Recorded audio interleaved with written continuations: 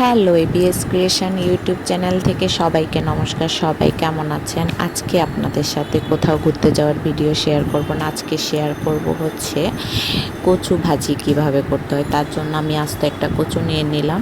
তো এগুলো আমি কচুর ছোলাগুলো ছিলে নিব। দেন হচ্ছে আমি নিয়েছি। এরপর আমি ধুয়ে ভালোভাবে হচ্ছে যে সেদ্ধ মানে কড়াইতে বসাই দিব। বসানোর পর হচ্ছে হালকা সেদ্ধ করে নেব। সেদ্ধ করে ওইখানে আমি লবণ আর হলুদ মিক্সড করে আরও কিছুক্ষণ নাড়াচাড়া করে লেবুর রস মিক্সড করে দিব। লেবুর রসটা মিক্সড করার কারণ হচ্ছে অনেকের হচ্ছে গলা ধরে বা গলা চুলকায়, যার কারণে এটা দেওয়া। তো হচ্ছে যে সেদ্ধ করা হয়ে গেলে আমি একটা কড়াইতে তেল দিয়ে নিব।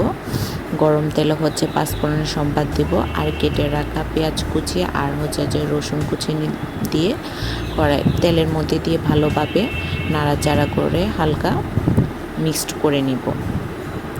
দেন কিছুক্ষণ এগুলো হয়ে আসলে আমি যে কচু সেদ্ধ করাটা আমি দিয়ে নিব।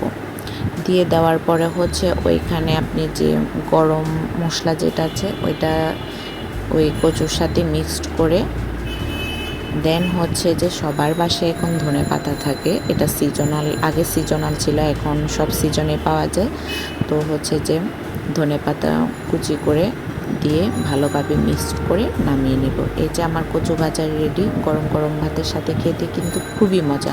আর আমার ইউটিউব চ্যানেলটা অবশ্যই লাইক অ্যান্ড সাবস্ক্রাইব করে দিবেন। আপনাদের ভালোবাসার সামনে